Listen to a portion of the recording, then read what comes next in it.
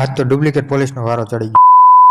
તો કેમ છો મિત્રો, સ્વાગત છે તમારું બધાનું આજના આપણા નવા બ્લોગમાં. અત્યારે આપણે બ્લોગ ચાલુ કરતો અને આજે આપણે ચેનલનો 36મો દિવસ. તમને બધાને લાગતું છે અચાનક આ બધા કોણ આ બ્લોગ ક્યાં ચાલુ કર્યો આપણે? તો આ હે મારા મામાએ હમણાં નવી ચેનલ બનાવી, જેના માટે અમારે રેસનું શૂટિંગ કરવાનું હતું કોમેડી. તો આપણે બ્લોગ ચાલુ કર્યો, મામા ડાયરેક્ટ કીધું તું તો બ્લોગ બનાવ માંડ્યો. પછી અમારે રેસનું શૂટિંગ થઈ ગયું, ચાલુ જો. પછી આપણે નવરા ઉભો હક નહોતું, આપણે ક્રિએટરની હર્યું કરવા માંડ્યા. આપણે ક્રિએટરને કીધું ઉભો કરો, તારે વિડીયો ઉતાર. તો ઘરે મારો વિડીયો ઉતારમાં તા તો ઘડીકમાં તો અમારે ઘણા બધા છોકરા ભેગા થઈ ગયા. કહો આવડા બધા શું કરે કેમેરો લઈને? છોકરાઓ ઘણા બધા હતા, પણ મેં વિડીયો ચાલુ કર્યો તો આવડા બે જ હોય. પછી જાજા માણસ ભેગા થઈ ગયા, મામાને આવતી શરમ. પછી આ બે ત્રણ જણા હંતાડ દીધા રિક્ષા અડાડી. હંતાડવા એટલે પડ્યા, કારણ કે બધા જાજા માણસ ભેગા થઈને તો શરમ આવે. ઘરે એક બે રીલ્સ બનાવીને અમે નીકળી ગયા બીજા લોકેશન તરફ. ફરી બ્લોગમાં મારું મોટું દેખાડ્યું. બ્લોગ ચાલુ કર્યો ત્યાં મોટું નથી દેખાડ્યું મારું. પછી આપણે પહોંચી ગયા બીજા લોકેશન તો પહોંચી ગયા, પણ વિડીયો હું બનાવી કોઈને ખબર નથી. બધા મોબાઈલ કાઢી મોબાઈલમાં મથવા માંડ્યા. આપણે બધાને કામ આપી દીધું કે જેના મગજમાં જે આઈડિયા આવી ગયો બધા એ ટોપિકનો વિડીયો બનાવી. પછી હું બધાના મગજમાં ટેન્શન આવી ગયું, બધા આટા મારા મને વિચારો માંડ્યા. પણ ભાઈ કોઈના મગજમાં સ્ક્રિપ્ટ ન હોય, આપણા મગજમાં તો હાવ ન હોય. આપણે આવી રીતના વિડીયો ઉતારી રાખ, બીજું શું કરી. હું વિડીયો બનાવતો આ ભાઈ મારે શું જોતો આવડો આખો કઈ હું મોબાઈલ લઈને કરે. પછી ત્યાં વળી એકાદ બે સ્ક્રિપ્ટમાં યાદ આવી, એકાદ બે વિડીયો બનાવીને આપણે પહોંચી ગયા બીજા લોકેશન તો પહોંચી, પણ લોકેશન ત્યાં પહોંચ્યા તો ત્યાં તરીકે હતો ને કોઈનો તરીકાનો મગજ કામ નહોતો કરતો ને સ્ક્રિપ્ટ કોઈને યાદ નહોતો. માન કરીને સ્ક્રિપ્ટ યાદ આવી, સ્ક્રિપ્ટ તો યાદ આવી ગઈ, પણ આ ભાઈબંધ જો હું કહે.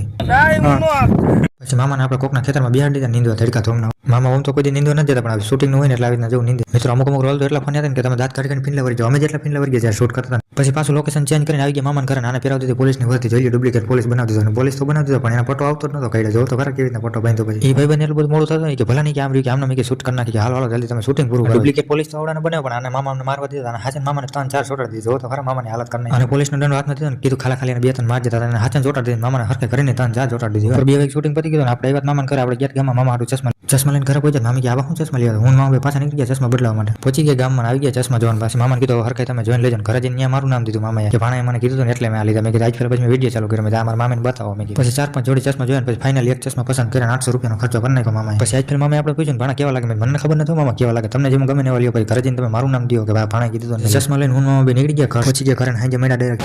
પછી હું મારો કલેજો ભાઈ પોગી ગયા ગરમા હોય. તમને ખબર શું હોય ગરમા હું મારા કલેજો બે આવ્યા હતા ભજીયા ખાવા. તમને તો ખબર છે આપણે રાતે રખડતા હોય ને. એક તો અત્યારે શિયાળો હાલે ને શિયાળામાં અત્યારે શું જરૂરી છે ભજીયા હોય એટલે કાંઈ ન જોઈએ શિયાળા. એમાં અત્યારે યાર્ડમાં માંડવીની સિઝન હાલે. એક તો પેલા તો ગાડી વાળા જ વારો નથી આવવા દેતા. ફાઇનલી પછી કલાકની મહેનત પછી આપણો વારો આવ્યો. પછી એવા આપણે ભજીયા જોવો. પછી ફાઇનલી કલાક પછી ભજીયા આવી ગયા. કલેજાને કીધું હાલ ખાવા મને ભજીયા.